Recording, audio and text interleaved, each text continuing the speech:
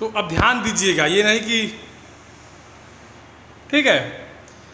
तो जब हम लोग इस पाठ को पढ़ रहे थे तो हमने देखा कि इस पाठ में भारतीय स्वतंत्रता आंदोलन की जो घटनाएं घटित हुई हैं भारतीय स्वतंत्रता संग्राम के दौरान, उसको लेखक ने क्या किया है कि अपने निजी डायरी पर उल्लेखित किया था, और ये उसी डायरी के एक पन्ने का अंश है। तो कल मैंने आपको बताया था कि डायरी लेखन भी हिंदी साहित्य की एक विधा है, मैंने बताया था कि नहीं? मैंने आपको बताया था कि डायरी लेखन भी हिंदी साहित्य की एक विधा है। जैसे कविता लिखी जाती है, निबंध लिखे जाते हैं, कहानी लिखे जाते हैं, उपन्यास लिखे जाते हैं, उसी प्रकार से डायरी भी लिखी जाती है। तो इसी को लेखक ने अपनी डायरी में जब उतारा था तो उसी का एक पन्ना है जिसमें आजाद हिंद फौज के बारे में बताया गया है और उनके संगठनों के बारे में बताया गया है। स्वतंत्रता आंदोलन की कैसे 26 जनवरी 1930 को जब गुलाम भारत ने अपने आज़ादी की घोषणा कर दी थी, तो उसके बाद प्रत्येक वर्ष लोग कैसे उत्साह के साथ उसको मनाते हैं, और प्रतिवर्ष जो 1930-1931 जाकर के लोगों को जागरूक करना पड़ता था। और वैसे में उस परिस्थिति में जब एक तरफ अंग्रेज सरकार यह मानने को तैयार नहीं कि भारत स्वतंत्र है, और दूसरी तरफ भारतीय जनता जो अंग्रेज सरकार के विरुद्ध यह युद्ध छेड़ती है या मोर्चा छेड़ती है और यह मानने को तैयार है कि हम स्वतंत्र हैं, उन दोनों की परिस्थितियों में, कठिन परिस्थितियों में होता क्या है कि जो भारतीय जनता और अंग्रेजी सरकार है, इन तीनों के बीच में एक आपसी द्वंद्व बन जाता है, आपसी तनाव बन जाता है। अंग्रेज सरकार चाहती है कि भारतीय जनता स्वतंत्रता आंदोलन कर न पाए, दूसरी ओर भारतीय जनता क्या चाहती है, ध्यान से समझिएगा। भारतीय जनता क्या चाहती है कि हम स्वतंत्रता दिवस का यह प्रोग्राम मना करके रहेंगे। उसके लिए अंग्रेजी सरकार उनको रोकने का पूरा प्रयास करती है और भारतीय जनता उसको मनाने का पूरा प्रयास करती है। उसमें एक जगह आया है कि इस तरह के खुले मोर्चे पर यह पहली सभा थी, आपसी द्वंद्व की ये पहली लड़ाई थी। आजाद हिंद फौज सुभाष चंद्र बोस का जो ये था संगठन था, उससे मिलकर यह योजना बनाई थी कि किन किन जगहों पर, कलकत्ता के किन किन जगहों पर हम कैसे कैसे अपनी चीजों को प्रूव करेंगे, कैसे कैसे अपनी चीजों को दिखाएंगे। और उधर जो अंग्रेज सरकार की पुलिस थी वह हर तरफ गश्त कर रही थी कि भारतीय जनता इस महोत्सव को न मनाने पाए, और इसके लिए उन्होंने पुलिस को हर सड़क चौराहे पर, हर गलियों में, मोटर गाड़ियों में रवाना किया था। गश्त लगातार लगा रहे थे कि कहीं कोई सभा न होने पाए। मोन्यूमेंट के नीचे कराना है, पार्क में कराना है, कैसी सभाएं कहाँ कहाँ करानी है अंग्रेज सरकार के विरुद्ध, भारतीय जनता ये अच्छी तरह से जानती है और उसको कराना है। ठीक है। स्वतंत्रता आंदोलन के समय ध्यान दीजिएगा, स्वतंत्रता आंदोलन के समय सरकार क्या करती है, उसको रोकने का, उसको दबाने का किस प्रकार से प्रयास करती है। जनता नहीं मानती है, लाठीचार्ज करते हैं, लाठीचार्ज में कई लोग घायल होते हैं, भगदड़ मच जाती है। लोग सुभाष चंद्र बोस जिस चौराहे पर लाठीचार्ज हो रहा था वहां मौजूद रहते हैं, लोग उनको बचाने का प्रयास भी करते हैं, उनसे कहते भी हैं, लेकिन उनका एक ही फंडा है कि नहीं, हमको आगे बढ़ना है। यहां तक क्लियर है बात? बोलिए। पिछली वाली क्लास में हम लोगों ने यहीं तक पढ़ा था, तो यहां तक बात सही है? जितना मैंने कल पढ़ाया था उसका एक शॉर्ट समरी आपके सामने मैंने प्रेजेंट कर दिया। अब इसके आगे आपको पढ़ना है। बोलिए, क्या आप लोग तैयार हैं? अच्छा, वेरी गुड, तैयार हैं तो बड़ी अच्छी बात है। यहां से पढ़ना है। यह सब तो अपने सुनी हुई लिख रहे हैं, पर सुभाष बाबू का और अपना विशेष फासला नहीं था। सुभाष बाबू बड़े जोर से वंदे मातरम बोलते थे, यह अपनी आंख से देखा।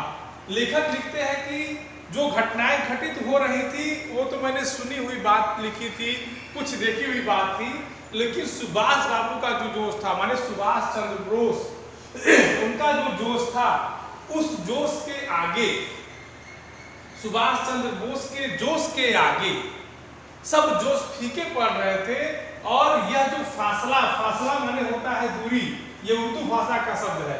मतलब कि सुभाष बाबू की जो क्रांति की योजना थी, उनके क्रांति का जो बिगुल था, उनके क्रांति की जो आवाज थी, उसमें और लेखक के सुनने के बीच में कोई दूरी नहीं थी। मतलब सुभाष बाबू के बारे में जैसा लेखक ने सुना था, आज वो उसको प्रत्यक्ष रूप से देख रहे थे। तो प्रत्यक्षम किम प्रमाणम, प्रत्यक्ष को प्रमाण की आवश्यकता कतई नहीं होती। इसी चीज को लेखक दिखाने का प्रयास करते हैं कि जो चीजें मैंने सुभाष बाबू के बारे में सुन रखी थी, आज वही चीजें मैं हूबहू सुभाष बाबू को देख रहा हूं। यहां तक क्लियर? क्योंकि वो बार बार पुलिस की लाठी खाते थे और उनके मुंह से वंदे मातरम निकलता था। आपको याद होगा जब चंद्रशेखर आजाद के पीठ पे कोड़े पड़ रहे थे, तो ये हो रहा था कि भारत माता की जय। आपको याद है वो सीन? बोलिए। सर एक बार रिपीट कर दीजिए, आपको याद होगा कि जब चंद्रशेखर आजाद के पीठ पर कोड़े पड़ रहे थे, तो उनके एक एक कोड़े पर भारत माता की जय निकलता था। तो ठीक यही बात सुभाष बाबू हर लाठी पर बड़े जोर से वंदे मातरम बोलते थे। ठीक कहते कि यह अपनी आंख से देखा, पुलिस भयानक रूप से लाठियां चला रही थी। क्षितिज चटर्जी का फटा हुआ स्टेप देखकर था, उसका बहता हुआ खून देखकर आंख मिच जाती थी। एक मिनट,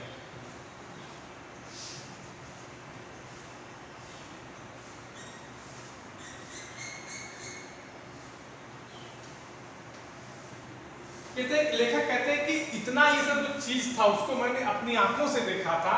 और पुलिस का इस प्रकार का रूप, लेखक कहते हैं कि जिस तरह से पुलिस लाठी चला रही थी, वो पहली बार देखा था। पुलिस का भयानक रूप की पुलिस इस रूप पे भी आ जाती है।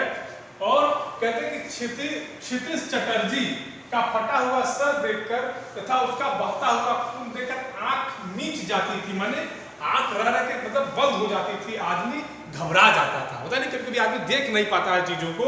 तो जब किसी का फटा हुआ सर आप देखेंगे और उसके सर से बहता हुआ इतना खून निकल रहा था कि लेखक से देखा नहीं जा रहा था। इधर यह हालत हो रही थी, उधर स्त्रियां मोन्यूमेंट की सीढ़ियों पर क्या कर रही थी? चढ़ झंडा फहरा रही थी और घोषणा पड़ रही थी कि स्त्रियां बहुत बड़ी संख्या में पहुंच गई थी। इधर लाठीचार्ज हो रहा है, पूरी जनता के ऊपर पुलिस लाठीचार्ज कर रही है, सुभाष बाबू तक पीटे जा रहे हैं। लेकिन इस बीच दूसरी ओर क्या होता है, ध्यान से समझिएगा।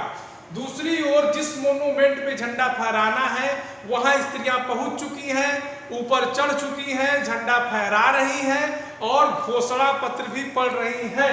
ठीक, प्रायः सबके पास झंडा था। जो वॉलेंटियर गए थे वे अपने स्थान से लाठियां पड़ने पर भी नहीं हटते थे। वॉलेंटियर जानते हैं क्या होता है? व्यक्तिगत सुरक्षा कर्मी होता है। जैसे एक होता है सिक्योरिटी गार्ड, एक होता है वॉलेंटियर। तो वॉलेंटियर व्यक्तिगत होता है, ठीक है। तो अब जो वहां उस सभा को आयोजित कराने के लिए ऊपर वाले पैराग्राफ में लिखा कि वॉलेंटियर्स तैयार किए गए थे, वो जो वॉलेंटियर थे, ध्यान से समझना, वो वॉलेंटियर पुलिस की लाठियां पड़ने के बावजूद भी वहां से एक कदम पीछे को हटने को तैयार नहीं थी, क्योंकि उनके मन में जो जोश उमंग भरा हुआ था वो केवल किस चीज का भरा हुआ था? भारत की स्वतंत्रता का, भारत की आजादी का। क्लियर? बोलिए आगे देखिए। कहते हैं सुभाष बाबू को पकड़ लिया गया और गाड़ी में बैठाकर लाल बाजार लॉकअप में भेज दिया गया। कुछ देर बाद ही स्त्रियां जुलूस बनाकर वहां से चली, साथ में बहुत भीड़ इकट्ठी हो गई। बीच में पुलिस कुछ ठंडी पड़ी थी, उसने फिर डंडे चलाने शुरू कर दिए। अब की बार भीड़ ज्यादा होने के कारण बहुत आदमी घायल हुए। इन सब के बाद अंत में सुभाष बाबू को पुलिस घटना का मुख्य जड़ मानती है और उनको गिरफ्तार कर लेती है। अब देखिए, जब गिरफ्तार हो गई, एक व्यक्ति गिरफ्तार हो गया तो मामला थोड़ा ठंडा पड़ गया और उनको लाला बाजार लॉकअप में भेज दिया गया। लॉकअप माने होता है जेल। लाल बाजार का जो जेल था, सुभाष बाबू को वहीं पकड़ा गया और उनको बैठा करके जेल में भेज दिया गया। ठीक, अब जब वहां से भेज दिया गया और कुछ देर बाद स्त्रियां जो है, जो महिलाएं थी, वो जुलूस बनाकर निकलती हैं। ठीक, तो साथ में कहते हैं कि बहुत भीड़ इकट्ठी हो गई। सुभाष बाबू को जब बंदी बना लिया गया तो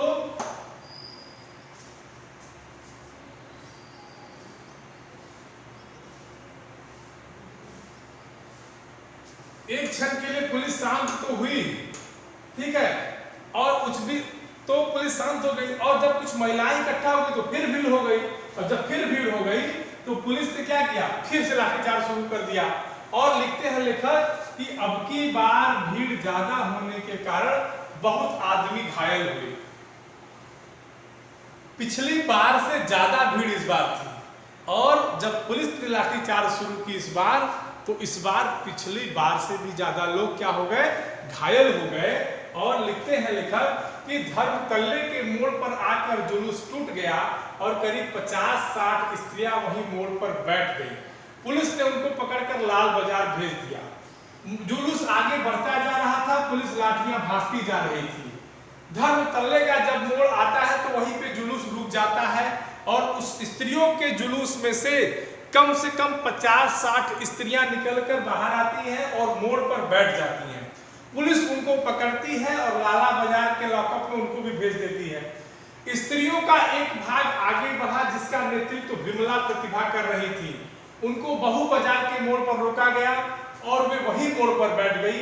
आसपास बहुत बड़ी भीड़ इकट्ठा हो गई, जिस पर पुलिस बीच बीच में लाठी चलाती थी। देखिए, जो जुलूस का जो कारवां था वो आगे बढ़ता जा रहा था, और हर चौराहे पर उनको रोका जा रहा था, और जिसको रोका जा रहा था वही धरना देकर बैठ जाता, भले ही पुलिस उनको क्या करती, लॉकअप में भेज देती। लेकिन वो थे कि अपने जुनून से आगे बढ़ने वाले, आगे पीछे हटने वाले नहीं थे, और पुलिस बीच बीच में क्या करती थी, लाठी चलाती जाती थी। क्योंकि भाई भीड़ इकट्ठा हो जाएगी, पुलिस के बस की बात होगी नहीं, तो पुलिस क्या करेगी, लाठी ही चलाएगी। सीधी सीधी बात। यहां तक किसी को कोई दिक्कत? कहते कि इसके बाद करीब पौन घंटे के बाद पुलिस की लारी आई।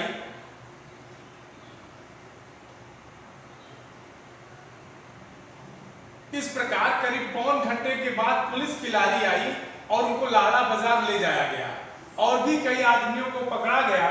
ब्रिजलाल गोयनका, जो कई दिनों से अपने साथ काम कर रहा था और दमदम जेल में भी अपने साथ था, पकड़ा गया। दमदम एक जगह है कलकत्ता में, इसके नाम से एयरपोर्ट भी है। ठीक, तो कहते हैं कि करीब पौने घंटे बाद, लगभग 45 मिनट बाद, पौन घंटा माने 45 मिनट बाद पुलिस की लॉरी आई, माने पुलिस की गाड़ी आई, और उनको लाला बाजार ले जाया गया। किनको? जो महिलाएं थी, और भी कई आदमियों को पकड़ा गया। ब्रिजलाल गोयनका, जो कई दिनों से अपने साथ काम कर रहे थे, दमदम जेल में भी अपने साथ था, पकड़ा गया। उस आदमियों के भीड़ में, जिसमें महिलाएं और आदमी दोनों थी, उसमें ब्रिजलाल गोयनका जी भी थे, और ब्रिजलाल गोयनका लेखक के साथ काम कर चुके थे, दमदम जेल में भी स्वतंत्रता आंदोलन में उनके साथ रहे थे, वो भी पकड़े गए। और वो कहाँ गए? उसी लाल बाजार जेल में गए। पहले तो वह झंडा लेकर वंदे मातरम बोलता हुआ मोनूमेंट की ओर इतने जोर से दौड़ा कि अपने आप ही गिर पड़ा, और उसे एक अंग्रेजी घुड़सवार ने लाठी मारी, फिर पकड़कर कुछ दूर ले जाने के बाद छोड़ दिया। ठीक, जो ब्रिजलाल गोयनका थे, उन झंडा लेकर आगे बढ़े, मोनूमेंट की ओर दौड़े, वंदे मातरम कहते हुए। लेकिन उसी बीच क्या होता है कि उसी में एक अंग्रेजी घुड़सवार, मतलब अंग्रेज का पुलिस सिपाही था जो घोड़े पर था, उसने उनको एक लाठी पीछे से मारी, और क्या कहते हैं, कुछ दूर ले जाने के बाद छोड़ देते हैं। इस पर वह स्त्रियों के जुलूस में शामिल हो गया, और वहां पर भी उसको छोड़ दिया। तब वह 200 आदमियों का जुलूस बनाकर लाल बाजार गया, वहां पर गिरफ्तार हो गया। माने उसको ये था कि हमको झंडा फहराना है, चाहे उसके लिए मुझे जेल जाना पड़े। उसको 2-3 बार छोड़ा गया, एक बार नहीं, कम से कम 2-3 बार छोड़ा गया। और जब भी उसको छोड़ा जाता वो जुलूस बना लेता, और अंत में क्या कहते हैं कि लाल बाजार, जहां सबको लॉकअप में बंद किया गया था, वहां पर जाकर वह अपनी गिरफ्तारी देता है। ठीक, मदालसा भी पकड़ी गई थी, उसे मालूम हुआ कि उसको भी थाने में मारा था। सब मिलाकर 105 स्त्रियां पकड़ी गई थी। बाद में रात को 9 बजे सबको छोड़ दिया गया। कलकत्ता में आज तक इतनी स्त्रियां एक साथ गिरफ्तार नहीं की गई थी।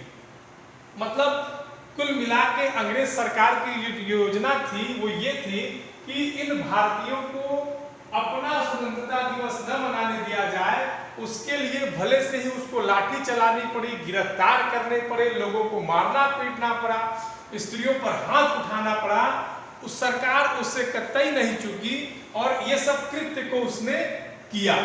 और जो जो गिरफ्तार हुआ उन सबको क्या किया कि लाल बाजार लॉकअप में बंद किया और रात को 9 बजे सबको छोड़ दिया। और क्या कहते हैं कि सबको छोड़ दिया, ठीक है। लेखक लिखते हैं कि इतनी बड़ी संख्या में आज तक स्त्रियां कलकत्ता में गिरफ्तार हुई थी। जितनी स्त्रियां उस दिन 26 जनवरी 1931 को गिरफ्तार हो गई थी, उतनी बड़ी मात्रा में आज तक स्त्रियों की गिरफ्तारी भारतीय इतिहास में कभी नहीं हुआ था। समझ गए। इसके बाद आगे लिखते हैं कि करीब 8 बजे खादी भंडार आए तो कांग्रेस ऑफिस से फोन आया कि यह बहुत आदमी चोट खाकर आए हैं और कई का हाल संगीन है। देखिए, जब इस तरह की घटना अगर हो जाए, घटना घट जाए, तो क्या होता है कि जो कांग्रेस वाले थे उन्होंने सबका हाल चाल जानना चाहा, तो उनको सूचना ये मिलती है कि बहुत से आदमी ऐसे हैं जो बहुत चोट खाए हैं और गंभीर हालत में हैं। संगीन वाले होता है गंभीर, ठीक। कई भाई जिसके सर में चोट लगी होगी, पर्याप्त ढंग से खून निकला होगा, जाहिर सी बात है कि उस व्यक्ति की हालत अति गंभीर होगी, तो संगीन है। उनके लिए गाड़ी चाहिए, माने जो आ नहीं सकते हैं, जो बेहोश हैं, वो तो भाई कंधे पर तो आएंगे नहीं यार बाजार से, उनके लिए गाड़ी चाहिए। जानकी देवी के साथ वहां गए, बहुत लोगों को चोट लगी हुई थी। डॉक्टर दास गुप्ता उनकी देख रेख तथा फोटो उतरवा रहे थे। उस समय तक 67 आदमी वहां आ चुके थे, बाद में 103 आ पहुंचे। कांग्रेस ऑफिस से फोन आने के बाद इतने लोग वहां पहुंचते हैं, डॉक्टर भी पहुंचते हैं, सबकी फोटो खिंचवाई जाती है। शुरुआत में तो आदमियों की संख्या 67 रहती है, लेकिन धीरे धीरे एक एक करके आदमी जुटना शुरू होते हैं और आदमियों की संख्या 103 तक पहुंच जाती है, ठीक। अस्पताल गए, लोगों को देखने से मालूम हुआ कि 160 आदमी तो अस्पतालों में पहुंचे और जो लोग घरों में चले गए वो अलग है। मतलब कि केवल घायल होने के बाद जो अस्पताल पहुंचे हैं वो मात्र 160 है। कुछ हल्के फुल्के जो चोटहिल हुए थे वो तो अपने घर चले गए। इस प्रकार 200 घायल जरूर हुए हैं। पकड़े गए आदमियों की संख्या का पता नहीं चला, पर लाल बाजार के लॉकअप में स्त्रियों की संख्या 105 थी। कहते हैं कि जितने आदमी पकड़े गए थे, ठीक है, उन सब में स्त्रियों की संख्या कितनी थी? 105। ऊपर भी लिखा है ना कि इतनी बड़ी मात्रा में, ये देखिए, उतनी बड़ी मात्रा में आज तक जो है स्त्रियां कभी गिरफ्तार नहीं हुई थी। तब जब लाल बाजार का लॉकअप पता चला तो उसमें औरतों की संख्या, महिलाओं की संख्या कितनी थी? 105 थी और आदमियों की संख्या का कोई हिसाब नहीं था कितने आदमी गिरफ्तार किए गए थे।